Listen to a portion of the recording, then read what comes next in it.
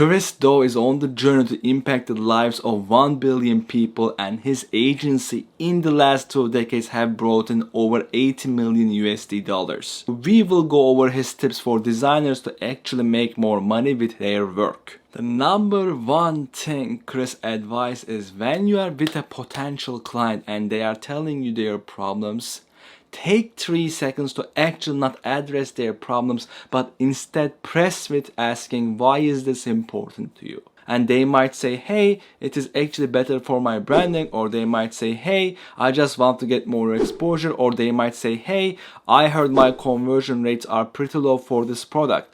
All of these 3 different explanations might lead to a different solution, and a client will appreciate you more if you understand why their problem is important to them right now. So one of the problems I had when I first began freelancing is I didn't know how to charge for my work. So what I did was I actually calculated my hourly rate on the previous jobs I made, and I calculated how long it takes me to design a website, and voila, this is how much I should charge.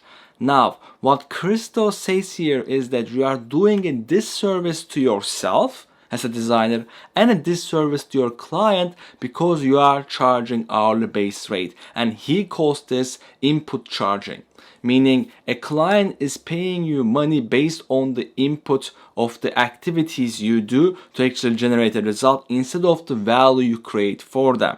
For example, let's go back to my example of web designing. When I was designing a website, I calculated it takes me 30 hours to design this website, so I will charge, let's say, $2,000. Now, here is the key. If I am actually optimizing for my input, the time it takes for me to complete a task, if it grows larger, I make more money. So there is no kind of incentive for me as a designer to actually produce faster, more efficient work that might give more value to my client. And the client is getting slower and probably worse work because they are not getting the designer who's trying to provide them value, so it's a loss for both cases. Instead, Christo actually wants you to charge based on the value you provide, and these actually come in the diagnosing stage, meaning if a client needs a website, just like the first point, why do they need it and how much value it would generate for their business is a good point to start. This step I will share, which is the hardest step I kind of learned from Christo, and it applies to other places in life as well, asking for a promotion or let's say asking for more responsibilities. When you have done something or charged something to your client and you got the second client and the third client, your goal is to hear a no every 3 times you hear a yes.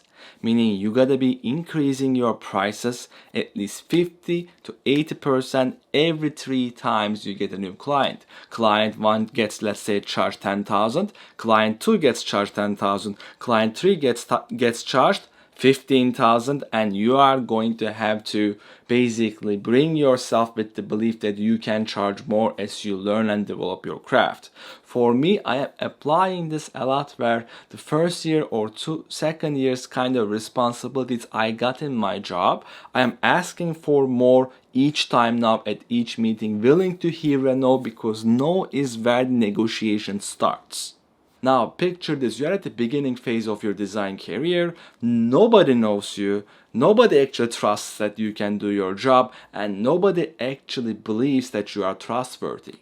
What kind of actions should you do as a designer to basically develop these skills, these trusted people, these soft skills, and basically get to be known in your industry? Now picture this though, let's say you're a 10-year designer who is established.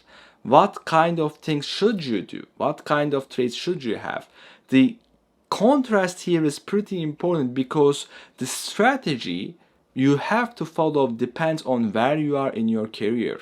Based on Christo's experience, there are 2 stages to a designer's career. In the beginning, you gotta hustle and say yes to every opportunity, and that is exactly what I did. In my first 9 months, I worked for free. I took 4 freelance clients, 2 of them pro bono, and I worked my face out so I could get the experience and the design skills I had, but I also needed some people's trust so that I could actually propel my career forward. Now, as you get more experienced, for you to go up more, advance more, you have to begin saying no because you are getting too many opportunities for you to follow. So you gotta actually ask yourself, where am I in the stage of my career? Should I say yes more, or should I actually know more to prioritize? The last tip I had from Chris is actually addressing the part of how to getting known. Many designers, once they find their design process, actually try to keep it much more private, especially if they have some parts of their process that really actually shows and grows their clients' results. Maybe you are very good at CRO, or maybe let's say you are very good at ads and you added that part and now it is your secret sauce.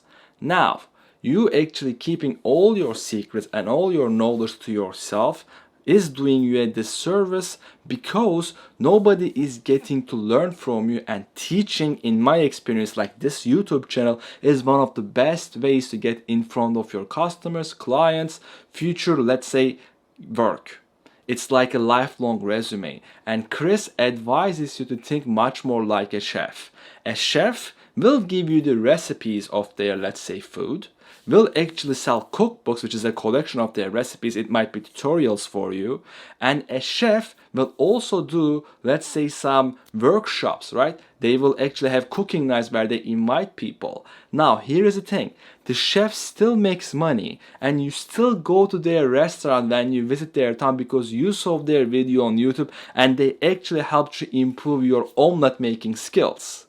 So, you sharing your secrets doesn't mean much because some people will still want to actually taste the end product. Some people might still want you to implement all that they are learning in a particular project. A client might be wanting to see if you can do, let's say, a web design or mobile app design, but that doesn't mean that they want to do it by themselves as they watch your video.